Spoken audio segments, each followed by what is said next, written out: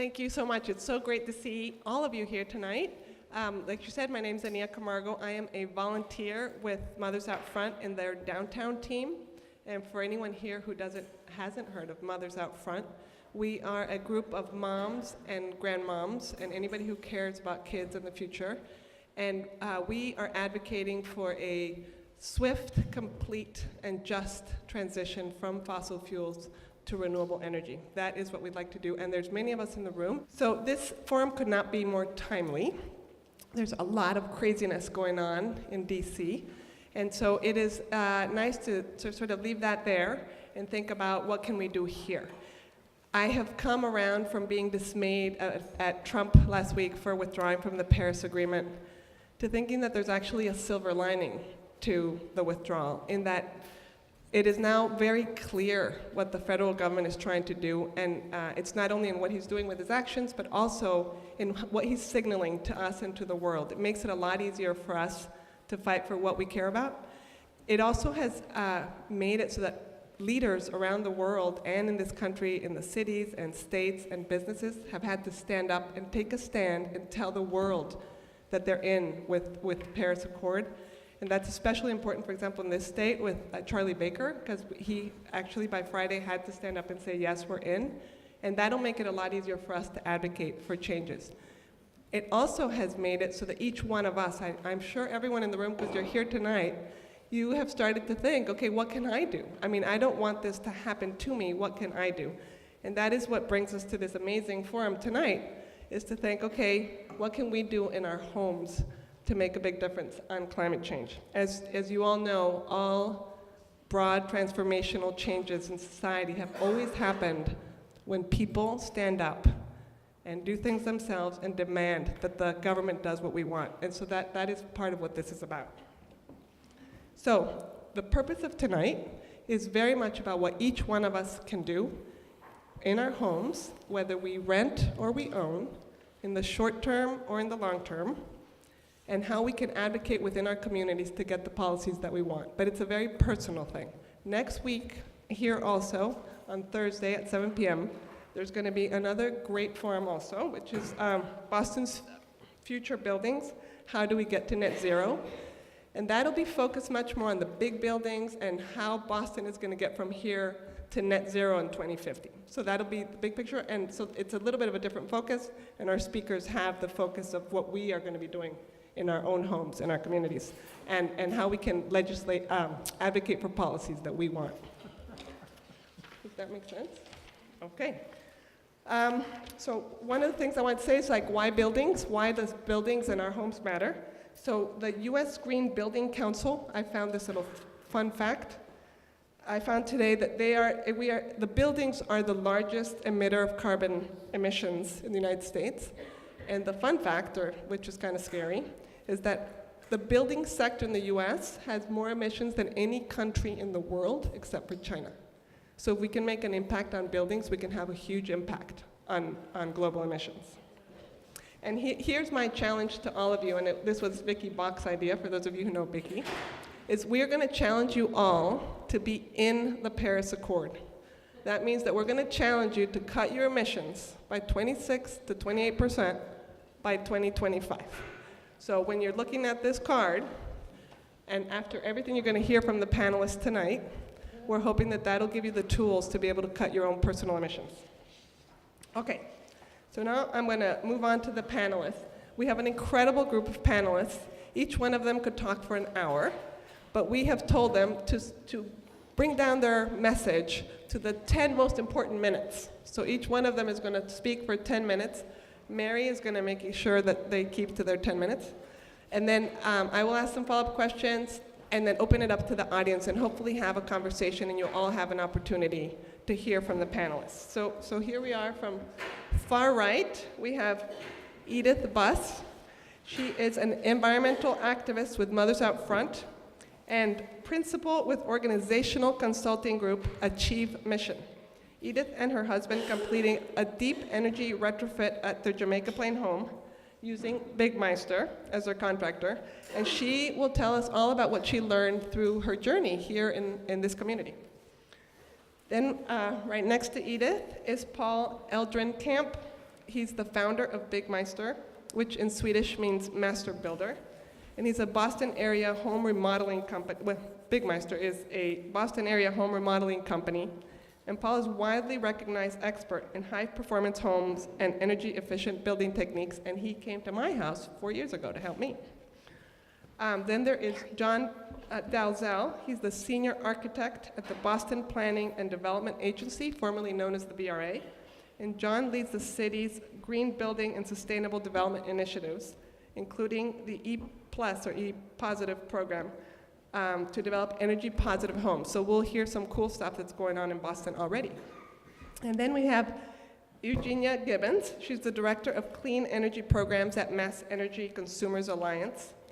And Eugenia is also an environmental activist with Mothers Out Front, and she's a member of the organization's Massachusetts leadership team.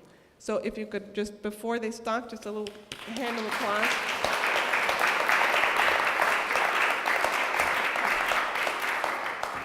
A really big thank you for all of you for being willing to come and talk with us today. So good evening, I'm Edith Buss. I have been your neighbor here in Jamaica Plain for about 25 years. And in that time, I've lived in a bunch of different places, all of them older multifamily homes. And I now own one of those with my husband. And starting about 10 years ago when we bought that, we went from one shocking winter to now living in one of the greenest, older homes in the region. We have an energy sipper, and I want to tell you about that story. Along the way, we thought there were 4 ingredients that were important for us to consider each time we reached a turning point. And they were to think about what our motivation was, how that met the opportunity, what technology was available, and how we were going to pay for it. So, all right, I'm going to keep going. So we wanted to buy a multifamily home, and with some luck and perseverance, about 10 years ago, we bought a place that was your sort of standard first and second floor bedrooms and an attic apartment. We had a 3-family. And we figured by the time we got one, it would be one that needed some work, which turned out to be the case. So in the beginning, here were Peter and I embarking on this adventure. And we got this house. And it was already a pretty green house. It was in the city. We were close to the T. We could walk and bike to lots of stuff. But the building itself and its systems were not that green, and particularly the system of the boiler. It was, we estimated, more than 70 years old. It originally burned coal. Eleanor found another lump of coal in our yard the other day. They turn up from time to time as evidence of that period. And we had one thermostat for all 3 apartments. We had no idea if there was insulation, and we didn't know the operating costs. But as October rolled around and we put our hands to the wall, because we bought it in the summer, we were pretty sure there was no insulation. And we got busy. We started doing some just initial decorating things like painting. We painted 2 apartments in the first couple years, and everywhere we went, we used one of these and a lot of these. We caulked the crap out of stuff. Every piece of woodworking, door, window, crack we found, we blocked it up. And then we went to Mass Energy and we got an energy audit, and they gave us free CFL light bulbs in every socket that would take one in the house. So we did those things. We also, by the spring, after that first heating system, had been lined up to get blown-in cellulose with a 50% rebate. It was so affordable for us to do the entire house all at once. And all of those things we think led to about a 10 or 15% reduction in our costs and carbon footprint. And then through that time, we'd been seeing the bills come in every time we had to have the oil tank refilled. And we had another set of motivations, which was the first heating system bill for the whole building was $6,000. And we went, oh, let's not do that again. We're going to have to tackle the furnace. And we'd been started to save. We had enough money in our piggy bank coming into the next heating season to make that change, and we looked at all the available options. We were on websites. There are so many more resources available to homeowners who are doing this investigation now than 10 years ago. And we came down to, given the siting of our house and the materials that were already there, that we should either get a high-efficiency gas-fired boiler, or there was something brand new that for an additional 15% of project costs that would increase our payback time on the system from 6 to 7.5 years, but also knock out $500 worth of electric bills a year, was something called a micro-combined heat and power system, which pairs a generator with our boiler so that the generator runs and the waste heat heats our house. And then the boiler kicks in when we need that. It looks like this, and it cut our heating emissions by 60%. So when Ania said take the challenge to do, 28%. If you've got a heating system replacement in your future, you're looking good. And then we kept doing other stuff. Pretty much everything that's on that bingo sheet is stuff that we do in our house, except for growing our own vegetables. We grow our own herbs, but we were doing all these other things. And we started to turn our attention and saw that we had gotten to about a 60% reduction in our costs and our carbon footprint with the air sealing that we did, the light bulbs, the insulation, and the new heating system. But we looked outside. Finally, we had another person in our family, and our motivation increased again. Because we said, what is our world going to be like? And we feel a responsibility for that. And we feel that we are able to act and begin to show more of the way. This question, 80% of the buildings that we're going to be using in 2050, when we need to be deeply decarbonized, are already built today. Decarbonizing existing structures is something that everybody needs to learn, and we said, let's give it a shot. Because 75% of our shingles needed replacing by that point in time when we thought about the paint job we were considering. Our front and back porches needed rebuilding, and we had crappy replacement windows, many of which we couldn't quite get open anymore. And we said, let's do it all, and we'll add some insulation. So what does that look like? That's how much insulation we added. And that was just the walls.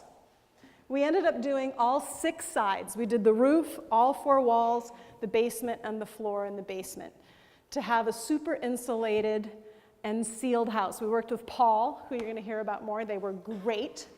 And in the end, we had brought 3 households, because we have a multifamily, into a cozy, more sustainable home that was ready almost for the next 100 years. Given that it was already 100 years old, we thought we had doubled its lifespan.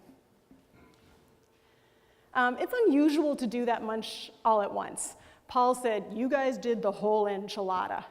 What's more realistic is to look at those opportunities as they come up. We bought a house that came with a lot of opportunities, but when you're looking at replacing your heating system, re-siding, a new roof, any of those things, that's the time to think ahead and see what you can push for. We're not usually early adopters. It took us a long time to get a flat screen TV. We do not have a Google Glass or any of those things, but in this area, we wanted to push.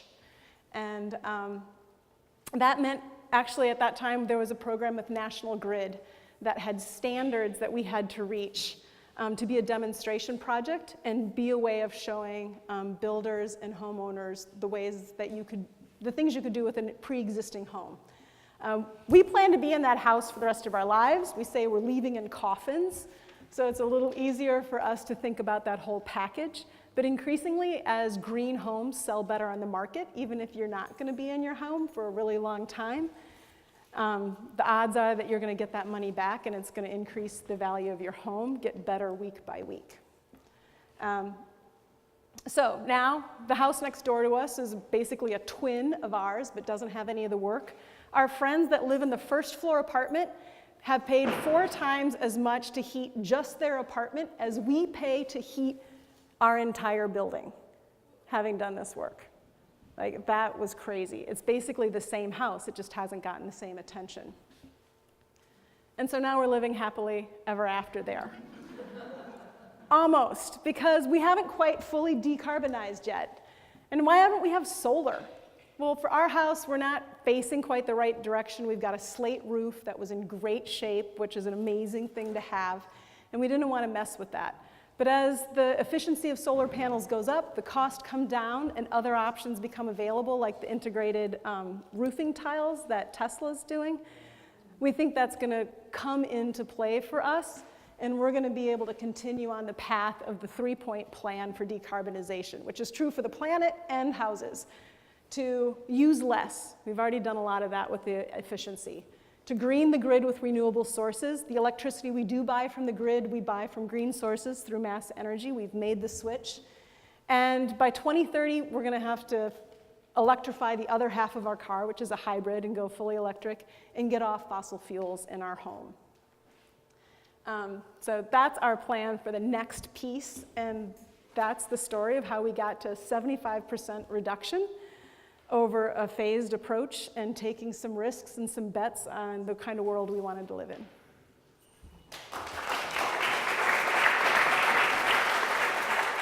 Importance of measuring energy usage. How many of you measure your energy usage? Good. I will not embarrass you further by asking you what the measurement is, but that's a larger percentage than I normally see. Second topic is I'd like to reinforce some common sense things, but also explode a few myths about what you can do with your homes, what makes sense in your homes. And then last, I'd like to share with you a vision of what a 21st century home looks like if it's going to be part of the solution rather than part of the problem. So the first thing is measuring. In the US, we tend to, when we're talking about total energy usage for buildings, we tend to speak in terms of BTUs. BTUs can be expressed as, there's an article about this in the back that a trade publication published a few years ago, if you're interested in this. But so we tend to take all the, when we figure out how much energy a house is using, we can't combine kilowatt hours and therms of gas. We need to convert them to a common unit. The common unit we tend to use is BTUs, British Thermal Unit, which I'm told is this amount of energy burned by emitted by a burning wooden kitchen match. But I've never tested that. So this is what we do.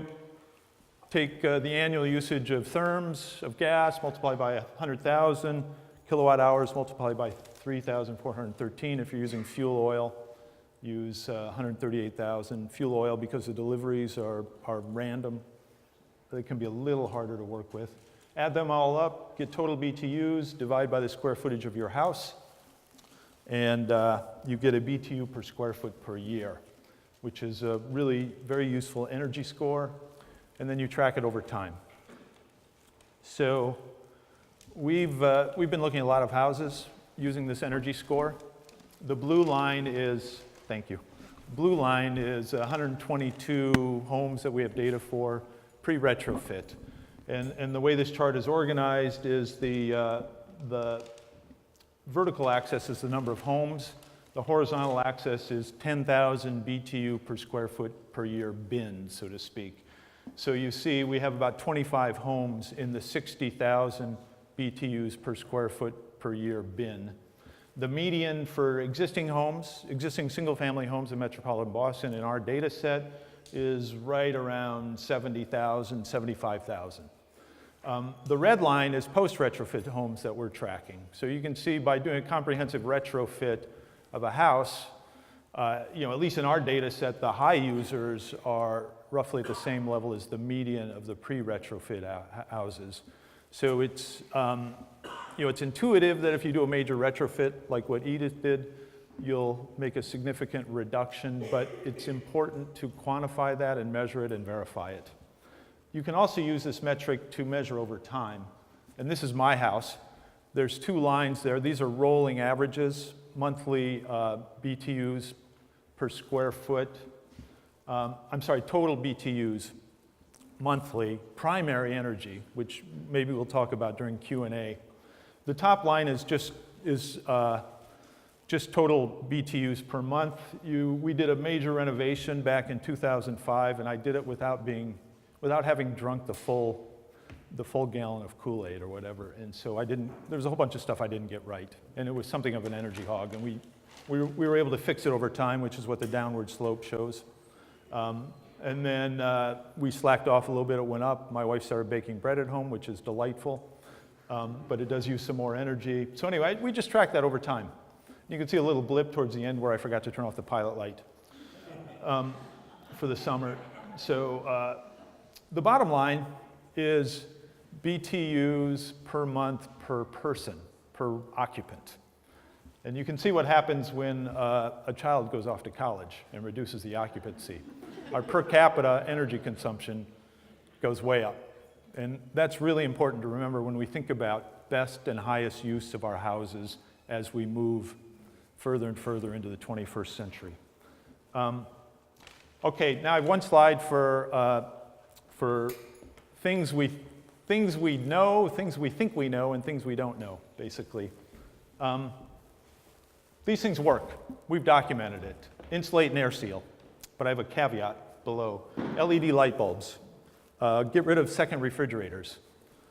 Upgrade appliances, thermostat setbacks. Those things work. These things don't work nearly as well as we might think. Replacement windows do save energy, but typically if you're just doing a window replacement for energy savings, you can think in terms of your payback is measured in centuries. And the payback on carbon invested is measured in centuries. So there are many reasons to do a window replacement. Just to save energy is not one of them. Basement ceiling insulation. For a whole bunch of reasons, insulating, if your mechanical equipment, if your heating equipment's in your basement, you insulate your basement ceiling, it's going to have negligible impact on the energy usage. And again, we can talk a bit about that more during the Q&A. Running paddle fans during heating season does not work very well. Running paddle fans during cooling season in unoccupied rooms is a complete waste of energy. People, you laugh. As soon as I walk in there, it's cooler with the fan on, so it's always cool. I mean, we'll talk about it during Q&A. Anyway, things that you may not know that you should be doing. And blower door shows up in two of these because blower doors are absolutely essential tools for moving our housing stock into the 21st century. If you are hiring an insulation crew or a remodeling contractor, I will tell you what a blower door is, don't worry. Ask them whether they've heard of a blower door. And let's help us drive the market here. I'll talk about it. Testing range hood and bath fans. We need to tighten our houses up. As we tighten our houses up, we need to make sure that the ventilation systems we have actually work. Many ventilation systems that we have tested don't work. We tested a 1200, 6-burner stove with a massive range hood that was rated for 1200 cubic feet per minute. It actually drew 21 cubic feet per minute at 73 decibels, which is about the same as a 747 at 500 feet. Commission, if you have a forced air system newly installed or whatever, commission it. Commission it means having someone actually measure the amount of air coming out of the supply ducts. It almost never happens, and we have so many badly installed and badly engineered forced air systems. All right, just a few. This is a little case study. This was a kitchen and dining area with 16 recessed lights, each of which had an incandescent flood lamp in it. And I convinced them that they needed to change them over to LEDs. And so I went there and changed them over with LEDs, which is the drop in the middle there. Those are the LEDs. And then you notice it goes back up. That's because they did not like the quality of light coming from the LEDs, and they put them back in after I left. And so the next big blip there is when I'm working with my LED supplier to come up with something that would suit them better. There's a whole bunch of options with LEDs. So anyway, then I went back with the new LEDs and I replaced just half of them, which is that next drop. And they really liked them. So we replaced the rest of them with the same LEDs, and we're back at that low use on the end. But I think this is just a wonderful graphic illustration of the impact of LEDs on your energy usage. If you invite me to your house, I will take a picture of a refrigerator in your basement, and typically they look like this. This was classic. This was a condo. They had a common area electric bill, and the only thing on the common area electric bill was one light and a dehumidifier. And this demonstrated what happened when they upgraded their dehumidifier. This is what a blower door is, giant fan. Depressurizes the house. Frequently, we'll couple it with a fog machine to identify air leaks in the house. It's a very effective way to identify the leaks. All right, now we're just going to go through what a 21st century home looks like. To me, to close out, should not burn things indoors. By burn things, I mean gas, oil, or wood for heating, cooking, clothes drying, or hot water. We can talk about that more. Should be all electric. Should be as airtight as reasonable and have an energy recovery ventilation system. Should have PV on the roof if possible. Should have more people in it than we currently settle for. And should be close to a transportation hub. But we'll talk about that more too. All right, that's it. Great. First of all, thank you so much for having me tonight, but also thank you so much for all the work you guys are doing. This is so, so important. I think I have the best job in the world, and it's perfect that I get to follow Paul Elderkamp because I'm actually going to show you what houses of the future look like already, and that's kind of a neat and exciting thing. But first I want to talk a little bit about how we get here and how we might go forward. And what I found in my work, and I've been at this for about 10 years, is there's a few really important ingredients. Leadership is one. Play the long game. This is about transformation and innovation, and that is Boston. We are an innovating society, a city, where we've been known as innovators since the Revolutionary War, right? We wanted to do it new, we wanted to do it our way. And then the last thing that's really critical is having a vision. And you guys come in with a vision. Mom's out in front, JP Forum, you are working to change our world for the better. And that to me is so, so exciting. My good fortune again is working for a mayor who has a vision, and Mayor Walsh has committed to Boston being a carbon-free city by 2050. That's everything. It's cars and boats and planes and our existing buildings and our new buildings. It's an enormous commitment, and I can say that because I know actually what it would maybe take to get there, and it's really big. But the cool thing is we're getting underway, and that part I think is really exciting. I've got a lot of exciting things. That's why my job's the best job in the world.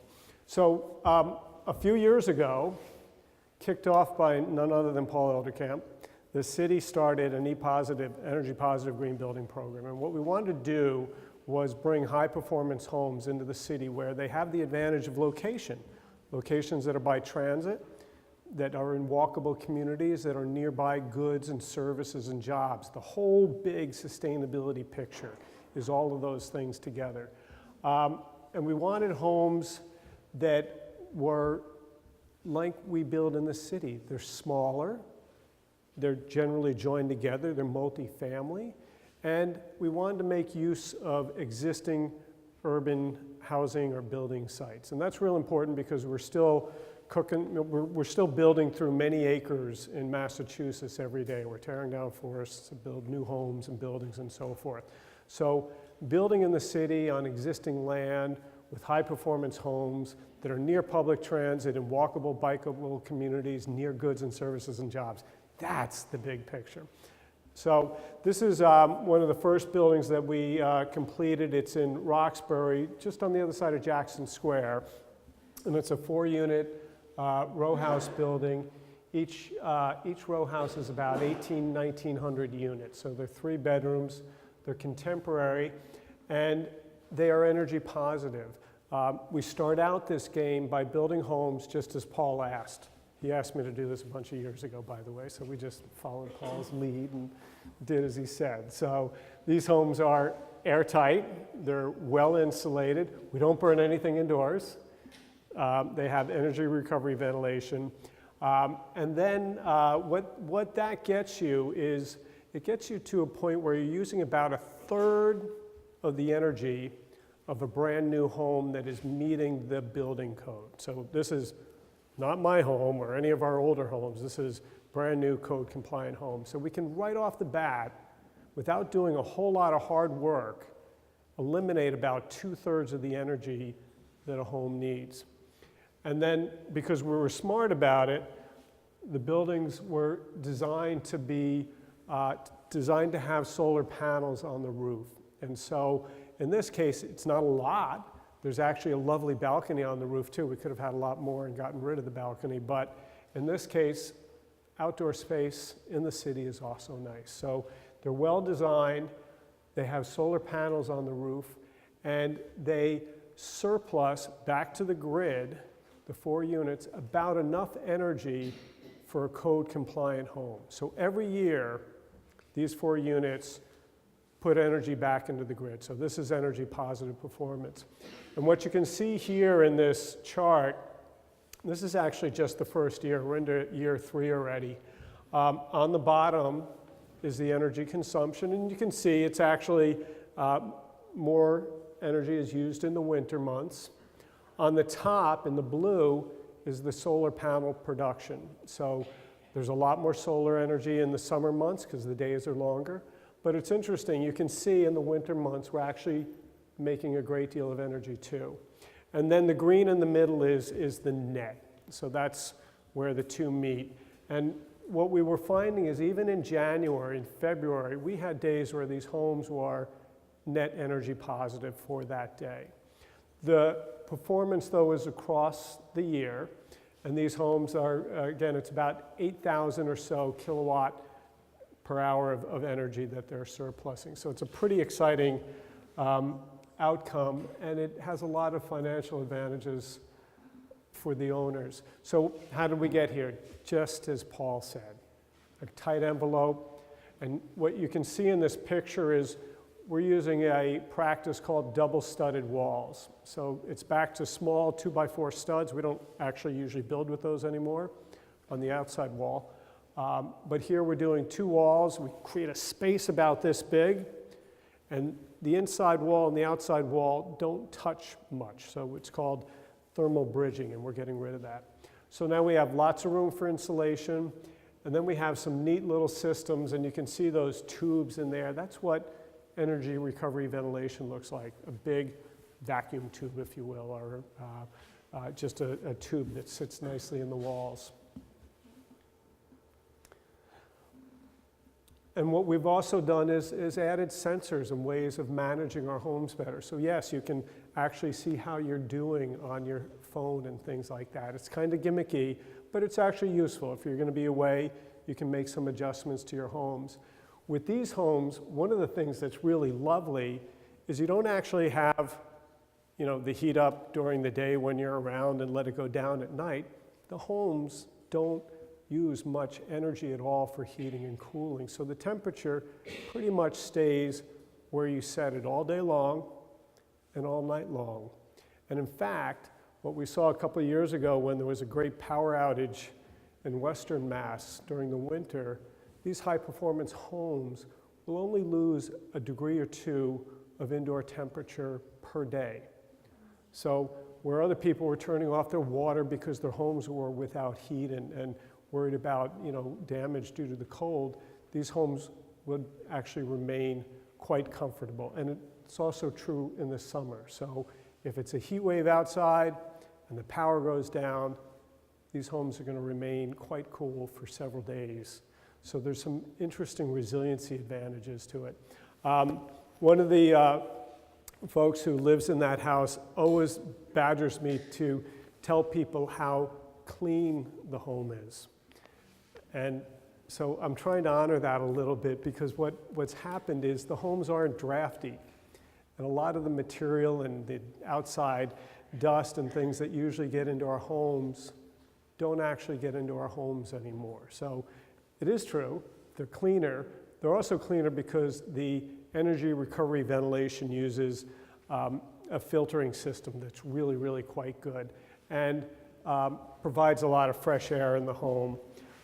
So we're scaling this practice up in the city, and we've built 10 of those homes already now. They're 10 done. We've got another about 100 in the pipeline. 40 or 50 are about to go back into production in Mission Hill, and pretty soon we'll have another 40 or 50 coming out for developers to bid upon.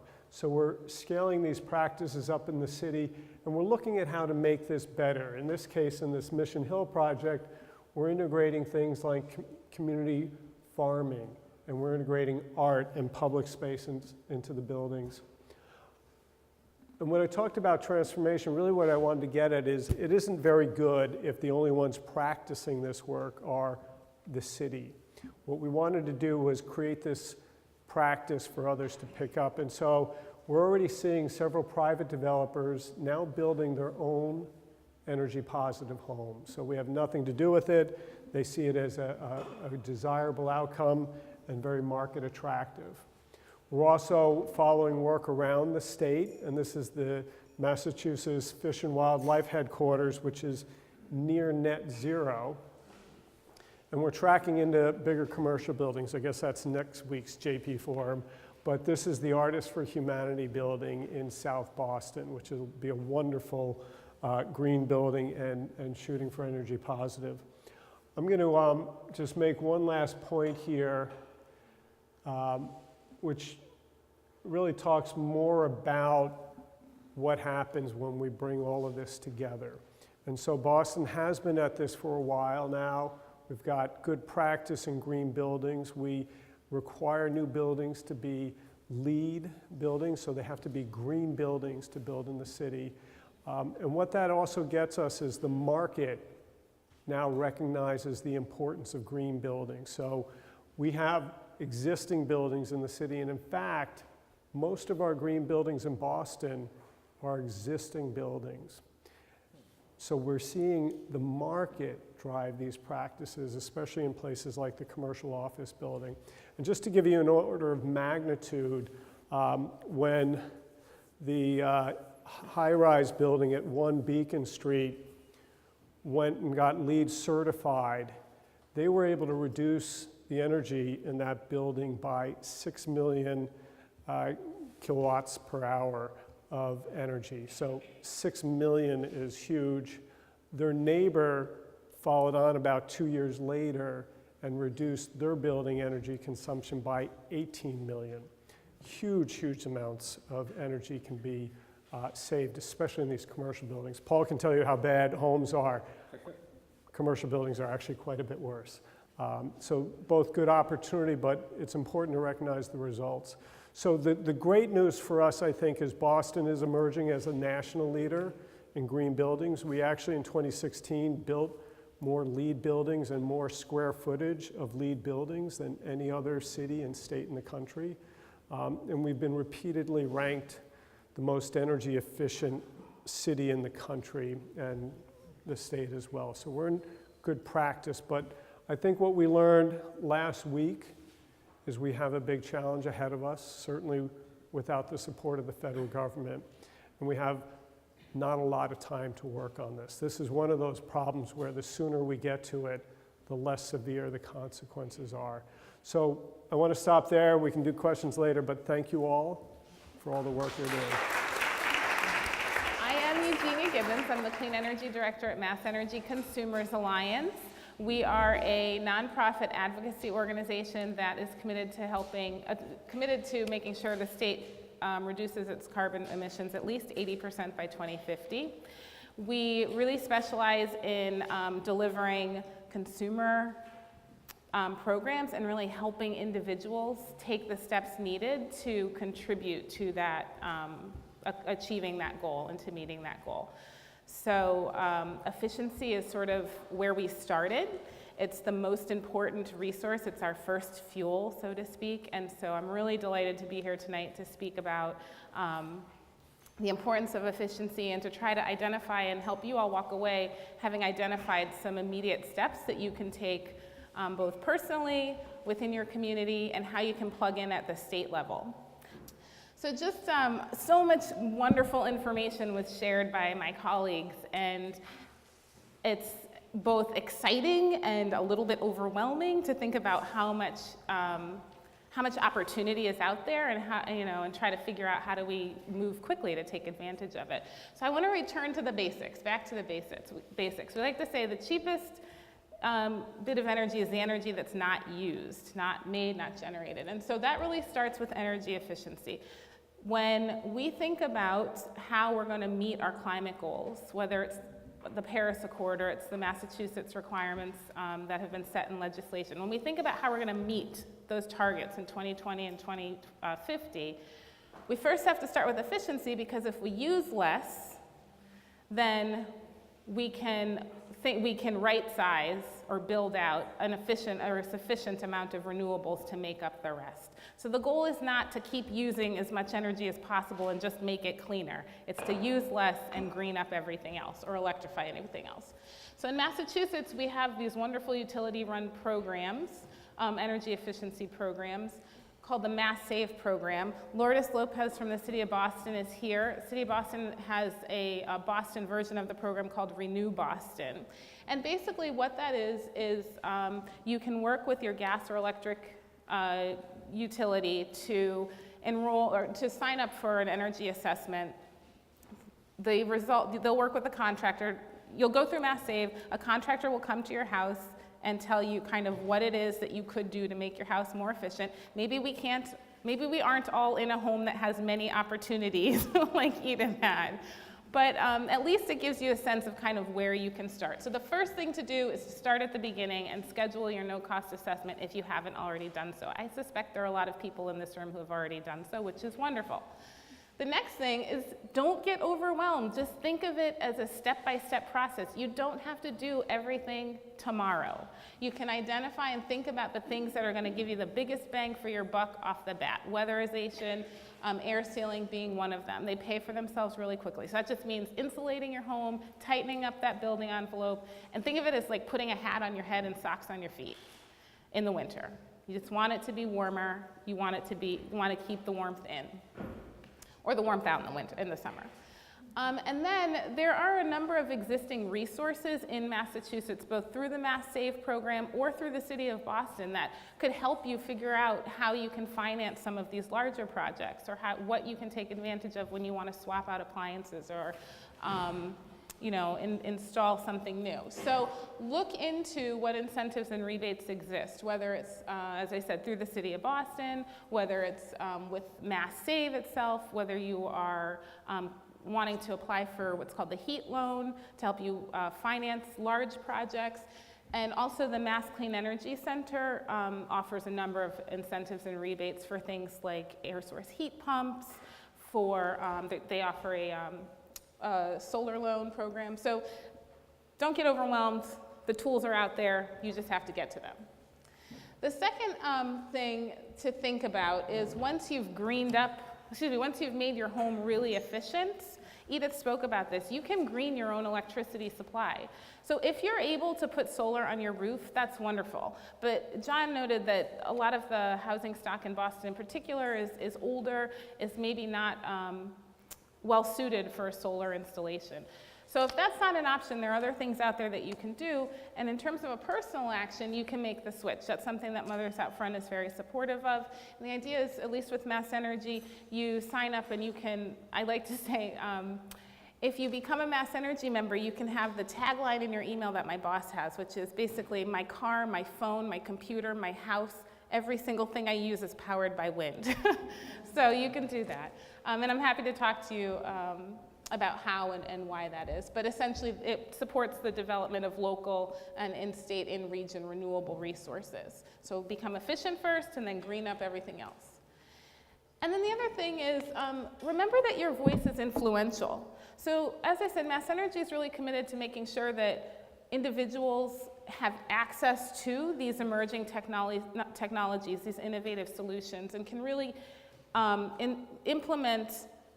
take action and implement programs in their own home. The reason why that's so important is because you're the best advocate possible. If you can speak from personal experience about why you did it, why Edith made the choices she made about when she fixed her home, or why you decided to invest in efficiency, then that is the most compelling story possible to tell when you're speaking to your friends, to your neighbors, to decision makers. So leverage your voice. With energy efficiency in particular, lots of folks know to be engaged at the State House and think about where to plug in there if it's talking to your state rep or something like that. But decisions about energy are actually made in all different kinds of places. And with energy efficiency in particular, there's a body called the Massachusetts Energy Efficiency Advisory Council, which meets monthly. They are essentially a group of individuals who represent different sectors, and they make decisions about how the energy efficiency programs that I spoke about earlier get developed and get implemented, and how the programs get rolled out. There are individuals on there who represent the residential sector, who represent the commercial and industrial sector, municipalities, a number of different groups. And they vote every 3 years, they vote on the development of the next 3-year plan. So we're currently in the middle of the current 3-year plan. These plans get updated every 3 years, and they set goals that are intended to achieve high efficiency in the state. The next 3-year plan is going to start being developed next fall. And right now, there's nobody sitting in the residential seat, which means there's no advocate on the council for you all. So one opportunity to engage in the immediate term is to show up at some of these monthly EEAC meetings. The first 10 minutes are designated for public comment, and speak about why you as a resident care about efficiency. As a resident of Boston, how you've seen some of these measures be implemented in your community and why you think it needs to be scaled up and rolled out statewide. A couple of other ways to engage include at the legislative level. Another opportunity here at the state level, which I won't spend too much time on, but in terms of greening electricity supply, the city of Boston or folks in the Boston are organizing around community choice energy. I'm sure many of you are familiar with this. It's basically an opportunity to take green power and put it on steroids, spread it community-wide, and it's another way that your community, your city can demonstrate its commitment to being green and promote renewables. And then at the legislature, this session, energy is still a hot issue at the State House. There was a big energy bill passed last year. It included the requirement that new renewables like offshore wind would be brought online by a certain time.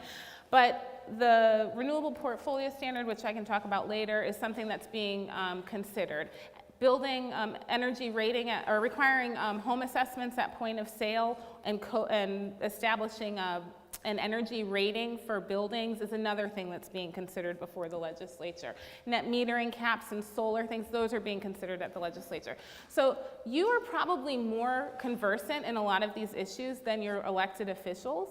Again, and that's fine, they have a lot of things that they're trying to think about, but that's why it's so important for you to go in and speak with them and meet with them and let them know that these are important priorities that you want to see advanced going forward. And then I can talk all day about any of these topics, so feel free to contact me anytime. I like to end on this slide. Those are my babies. I'm a mom out front too. I'm a mother first, which is why this work is so important to me. It allows me to do both, wear both my personal and my professional hat at all times. But these are my babies. So the reason I like to show these two slides is because I, like many of you, I am thinking about them when I'm going out there and trying to encourage people to do things. And so my kids are growing up with an appreciation for clean energy. They are growing up in a time when they don't know anything else but wind turbines. My 4-year-old can explain to you how turbines work and why it's important. And so anyway, I put that up there because it matters. The time is now, and yeah, I'll stop there because I'm running out of time. I'm sure I forgot some things, but I'll cover them in the Q&A. So efficiency first, clean up the rest, electrify everything else.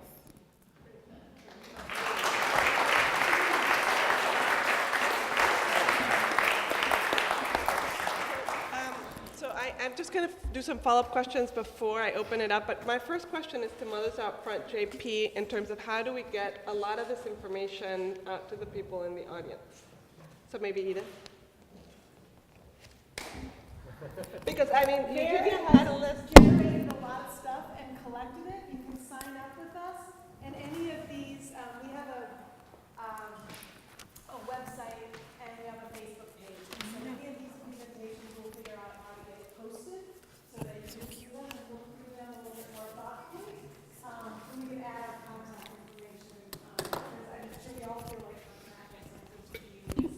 So we will do that. So fabulous. All right, so I have a question because I think sort of you, maybe Eugenia didn't touch on this, but for those of you who know Mothers Out Front, we've been working a lot with natural gas, and Edith talked about transitioning away. I think Paul said that we shouldn't be burning anything in our homes, we should be electrifying everything, and so a lot of us have natural gas in our homes, and it just makes you kind of upset. And so my question to, I think, the three of you is how do we make that transition, especially if it's already in our homes, away from natural gas and really go toward 100% renewables? So I think that it's sort of trying to get away from coal and oil. There was a big jump to go to natural gas, and it's so cheap and but it's still a massive fossil fuel with incredible implications and a huge carbon footprint.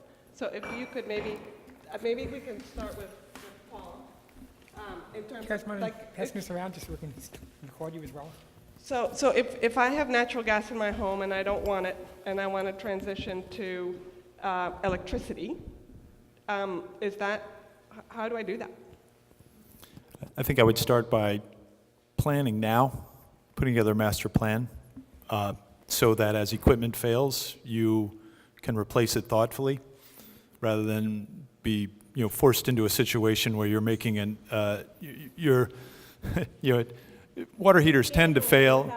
Water heaters tend to fail the evening before a major family gathering or holiday. So you end up replacing equipment with whatever is on the plumber's truck. So plan ahead. Put together a master plan so that you know what the new equipment will be. Try to anticipate failure, figure out what the service life is, proactively replace equipment. I get surprising resistance with regard to gas cooking, which is really, I wish it were easier to overcome that resistance, because the studies that have been done comparing the quality of air around a gas cooktop and the quality of air around an electric cooktop are really almost alarming, I would have to say. Level of anyway. Yeah. I'm talking too much. No, can you just say though, in terms of like how hard it is and how expensive it is? I'll let Paul answer that question, but one thing that we often recommend is, air source heat pumps are a means of heating or cooling your home with electricity. They are generally high efficiency if you get a high efficiency heat pump. We often recommend at Mass Energy that if you are exploring a heating system replacement, particularly if you're switching from oil to something else, that you strongly consider an air source heat pump over natural gas. But you have to factor into the equation, the expense, your space, the layout of your space, and those things. But to your point, Ania, there are alternatives to natural gas to heat or cool a home, and they're worth exploring. They're real-time technology. They're here now. It's not some far-off Jetsony thing. And Paul and John can probably speak more about that. Sure. Well, let me offer a little detail on the Plus homes, which is they don't have gas. So that was an easy one to get rid of. And the quick formula that I think Paul outlined before is you tighten up the home, and no big surprise, most natural gas is used for making our homes warm and making our hot water. And so we do have great new products out there, these air source heat pumps that can actually heat your home in the dead cold of winter at 20 below and keep your home cool in the peak of a summer heat wave. It's the same piece of equipment now, which is just brand new, but it's out there, it's easy to buy, it's readily available, things like that. And same with our hot water heaters now. There's something called an air source heat pump hot water heater, which has the benefit of dehumidifying your basement at the same time. Energy-wise, it's a little bit like your windows, which is, it doesn't make sense to replace working equipment for the energy efficiency. But as Paul said, when it comes time to replace something, be prepared for taking taking it in a different direction. It's, yes, so air source, that's where it gets its energy from the air. And heat pump is the mechanical system that converts whatever air you have, be it in the winter, be it in your basement or outside, to a hotter or colder liquid. So it's a air source heat pump hot water heater. And you can Google that, and there's tons of products out there now. So, and by the way, they last a lot longer because there isn't the corrosion that happens from the combustion with a gas water heater. Awesome for all of you. And just on the stoves, there are a lot of, on the stoves that are natural gas, there are a lot of studies that are linking it to asthma, but also Nathan Phillips sent me a great article that came out in London about how the chefs in London now are preferring induction ovens to gas. And so, I mean, I think you can still have a great oven and be a super chef, and you don't need natural gas in your house. Yeah. So I am gonna transition it over. I want to say a couple things before I transition it over to people to ask questions. One thing is that there are a lot of flyers and things back there. There's information from others out front of there. So before you go, please do grab some handouts. If you haven't given us your information and you want us to be able to reach out to you, please also give us your contact info. I also want to say that Lourdes Lopez is here from Renew Boston, and that's the Mass Save. And so if you want to have an energy audit of your home, she's the person that you go to, and you will have a free energy audit of your home, and they will come and help you, and they will give you those great light bulbs. And if you already did an energy audit and it was more than 2 years ago, is it? Right. More than 2 or more than 3? Well, Lourdes can maybe you can just speak a little bit. I say, like, we're due for another energy audit because it renews. So if you've done it once, don't think you're done. There's new options that may be available to you. Lourdes, is there anything that you wanted to add that maybe you didn't hear up here?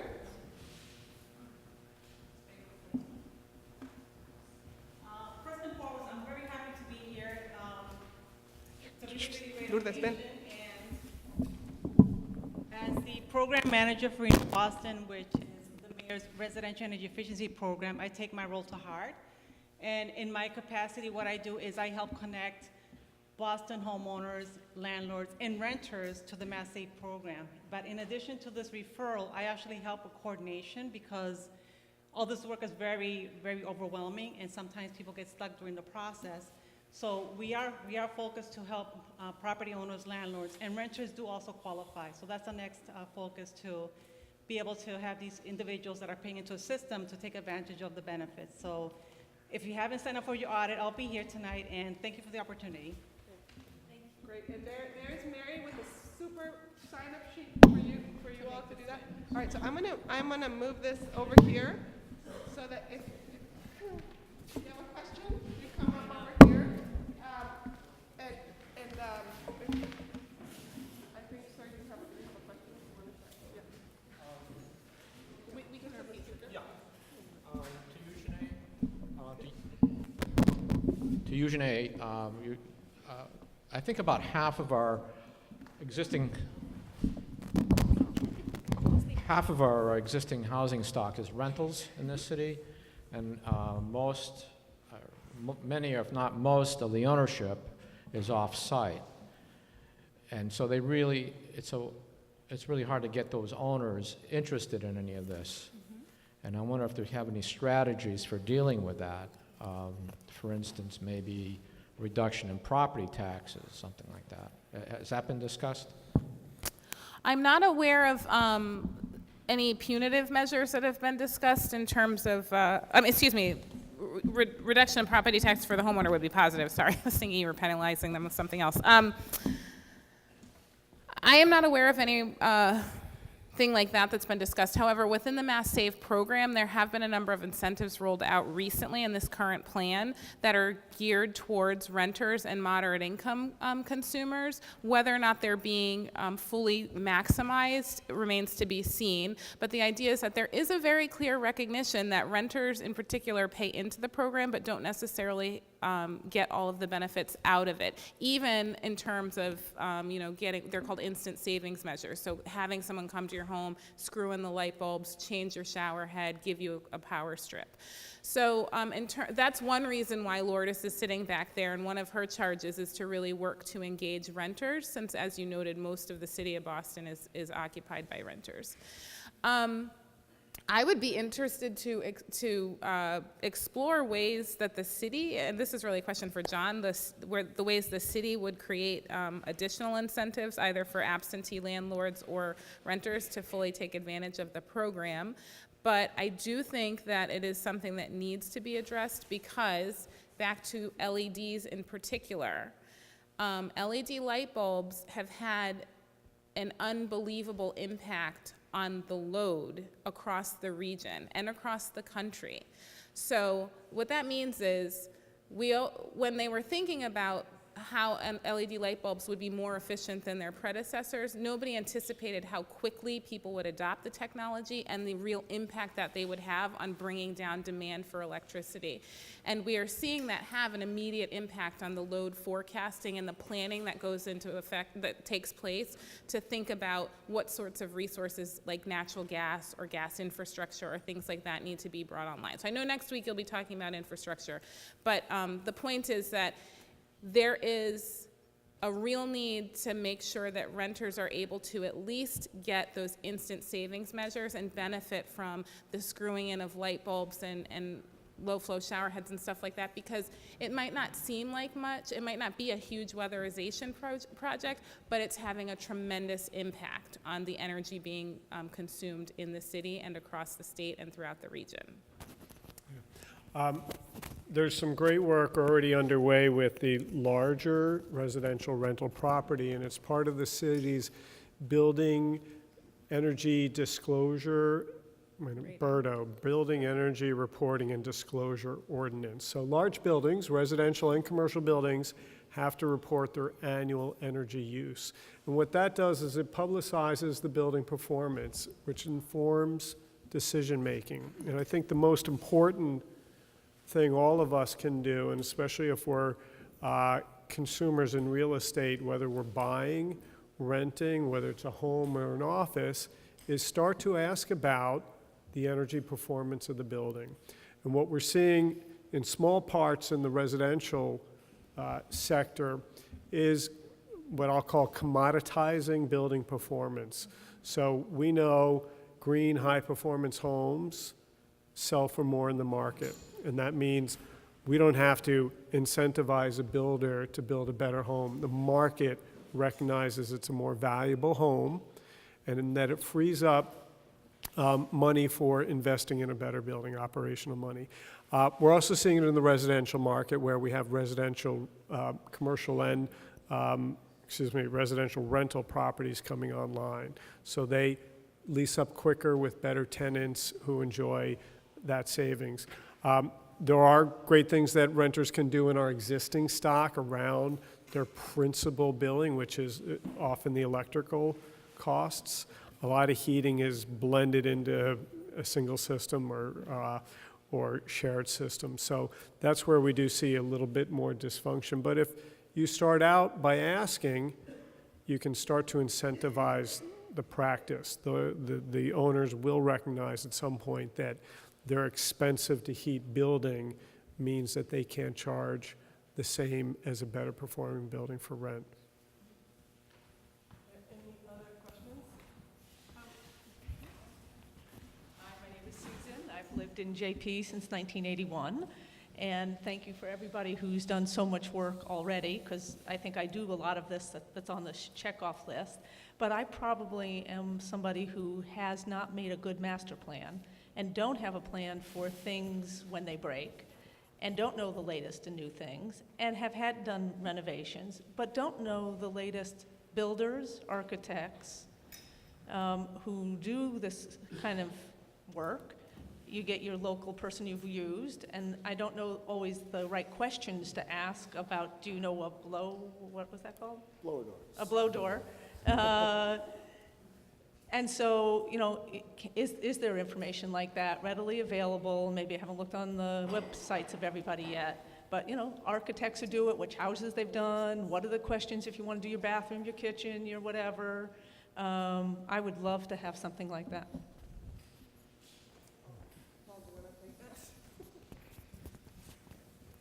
That's, you know, it's a tough one. One of your jobs is to help drive demand. You know, I represent a very conservative industry. New things mean risk, mean more time, more callbacks, less money in the bank. And so construction's a notoriously conservative industry. So ways to help drive demand would be to ask prospective contractors, have you ever used a blower door? Have you ever had a blower door test done on one of your projects?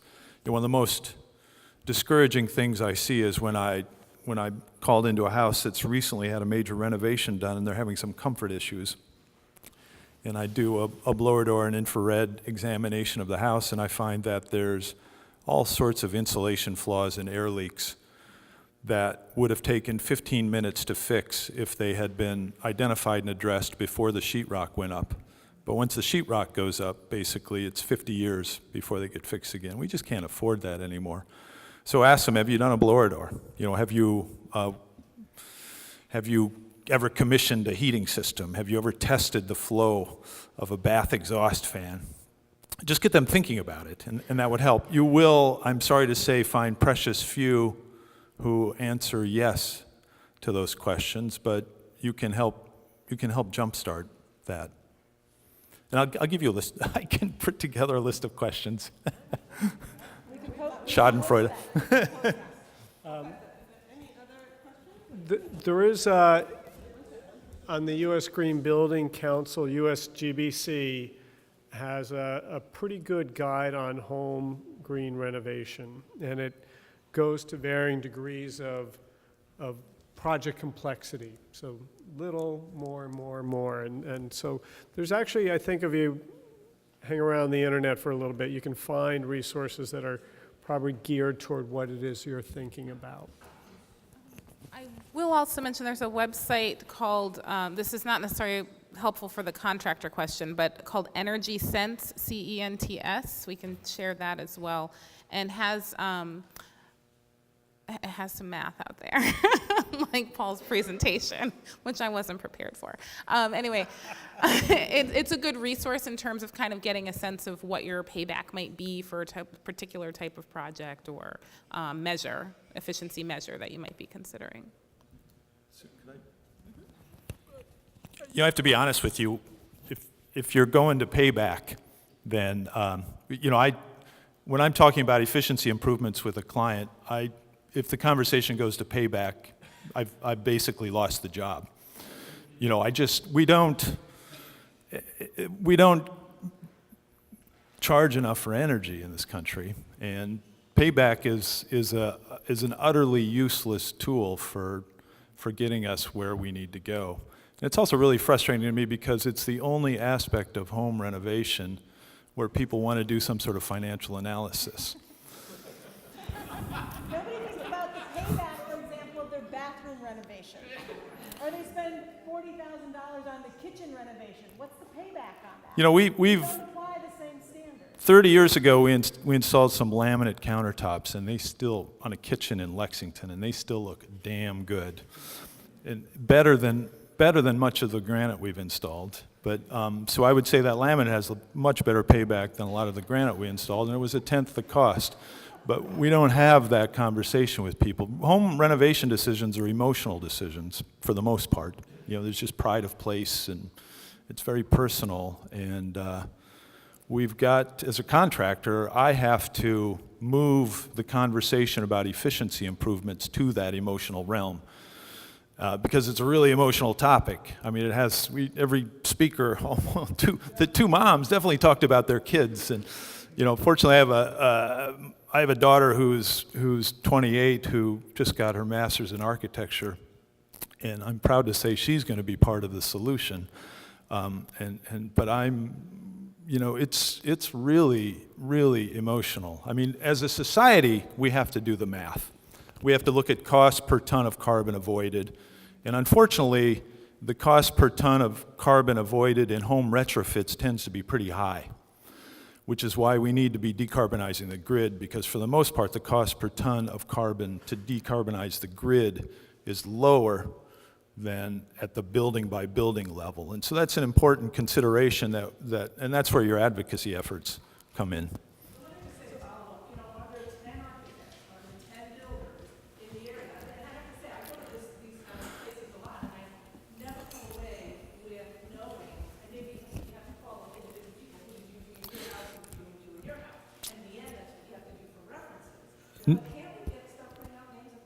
Northeast Sustainable Energy Association, NESI.org, is a fabulous regional organization. They have a website that includes a list of service providers who are NESI practitioners. And NESI is just full disclosure, I'm on the board, but it's just the best group of builders, architects, engineers out there. They're just amazing people, with one exception.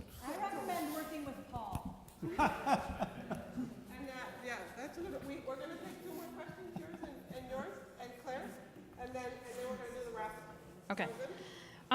So I heard you saying that we don't need to incentivize the market because people start catching on that a more efficient home is a better value. And yet I hear you saying that construction is really conservative. And those would seem to not go together very well. Because we just don't have all the time in the world. We're out of time. Our children are out of time.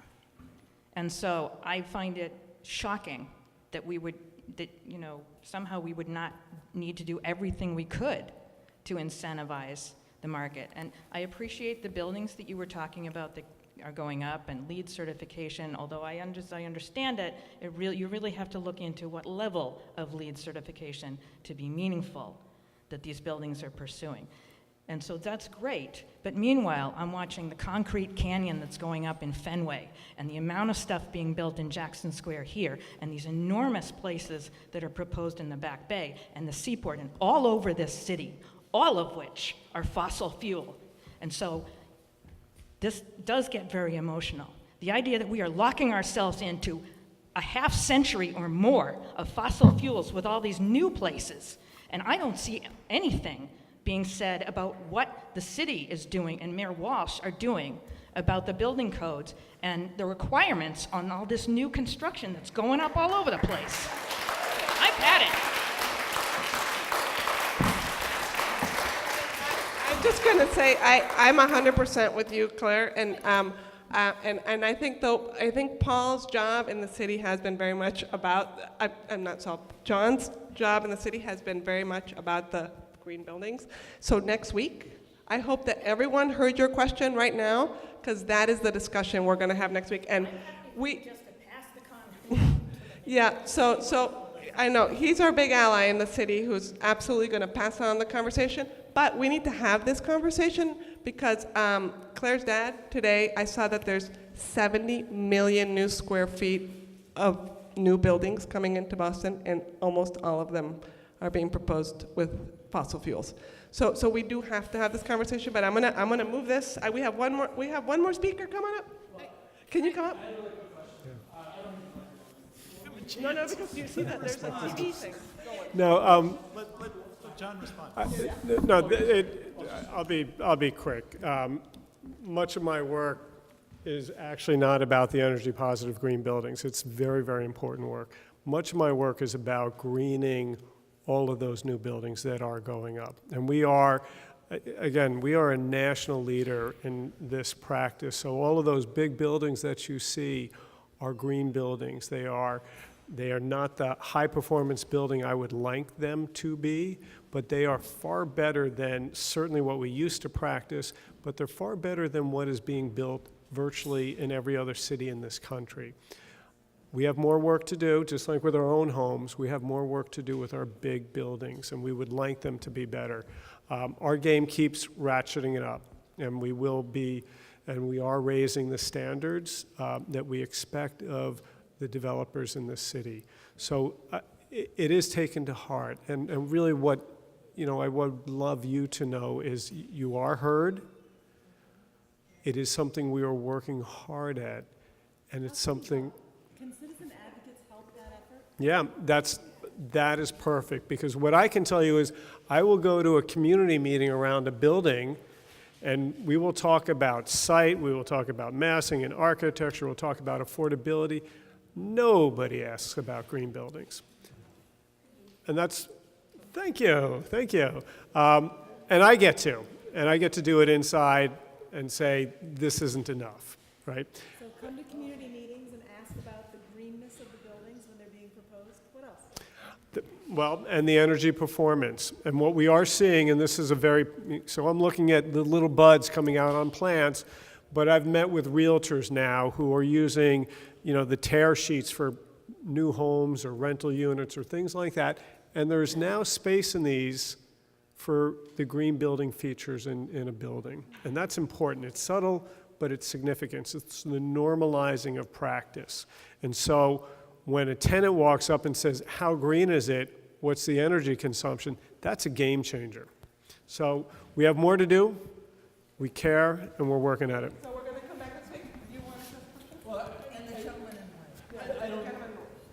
I had a question basically about, I think it was mentioned that many of the buildings in Boston are rental buildings. In other words, they're apartments that are owned by someone else, or one individual owns a lot of buildings. And I think at the same time, I think the emphasis here is to get away from fossil fuels and to electrify, as someone said, not to burn anything inside. And I think this is predicated on the idea that the electricity itself comes from a green source. In other words, the electricity itself is not as a result of, let's say, burning a fossil fuel. But the disconnect is that as a tenant, you're making individual choices about where your electricity comes from. And say, I as a landlord would basically follow this advice. I would electrify the utilities, or the sources of heat would be electric powered. And then the disconnect may be that I don't have a mechanism to tell the tenant to basically buy their power from like a mass energy. And then what I'm wondering is, number one, do you guys have any advice at all? And number two, the only prescription I can think of myself is to basically have an apartment or a set of apartments where I say that utilities are included, where I'm making the choice of where the electricity comes from, and then I'm passing essentially the cost onto the tenant by raising the rent. Now, that's a prescription that I came off by just shooting from the hip just now. I'm wondering, because you guys Edith has done it. Yeah, is that what people do now? Well, Let me know if that makes sense. I don't know this question. so I will say this. I am actually a mass energy customer personally. Thank you for supporting our organization. This is the 30-second answer is this is why Green Municipal or Green Community Choice Energy, what are you calling it here? Community Choice Energy in Boston is so important, because it gets at that question of at least ensuring that some of the supply is going to be from renewable resources without anybody having to think about making that conscious choice. However, I think mothers out front, so many people in this room are doing so much work to support the promotion of renewables and to raise the level of awareness about why renewable energy, and particularly something like green power from mass energy, exists and works, and we just have to keep spreading the word. Well, and this, in terms of the long game, I'm going to say it quickly because this is important. In terms of the long game, Paul referenced this. At the advocacy level, so decisions about energy, if you remember anything from today, just remember decisions about energy get made in multiple places. They start in your home with your personal choice. They start in City Hall with community choices. They are made at the EEAC, they're made at DPU, they're made at the State House. And right now, at this moment, there's an opportunity for you to engage in the conversation about how renewable Massachusetts electricity is going to be going forward. And that's what the Renewable Portfolio Standard is. I'm happy to talk to anybody afterwards, but yes, it's important. a long time who would like, has a question, and again, it's a 30-second answer. Thank you. Thank you. Thank you for squeezing me in. My name's Matt. I'm a renter here in JP. I actually work for a contractor myself called Good Energy Construction. We wrestle with this. I'm actually in the office now. I started off in the field. I'm in the office now, so I'm wrestling with the economic side of this all the time. And part of what I kind of regret in my job is that our customers are always like the wealthy investors who want to build new buildings, or the people, wealthy individuals who want to build their dream homes, and like all the things that, and like they're really committed to it from an ideal, you know, from like, because they get it. But really for this, I feel like for this technology to really have an environmental impact, it needs to reach a much broader base of people. And there's a broader base of people, especially people who are low income, like they're the ones who would benefit the most from having energy efficient homes, so it's lowering their bills. And I don't know how we get there without, frankly, without, you know, kind of government subsidy of these kinds of projects in people's homes. I know like changing light bulbs is part of it, but like for us, we're looking for the bigger projects. You know, we need the bigger projects to make the company run. Yeah, so great news is our housing authority, the Boston Public Housing Authority, is an absolute leader in high-performance buildings, and as they are renovating their building stock, they are, you know, building better homes than virtually I see in the broad market. So these are homes that are first and foremost highly efficient, and they're very healthy. And I want to end on that note, which is, we shouldn't just dwell on energy efficiency. We should dwell on carbon, but we also should keep in mind our health, right? And it's much, much more valuable as a driver, I think, to give it that consideration, especially for moms out front and you know, being mindful of the environment our kids grow up in.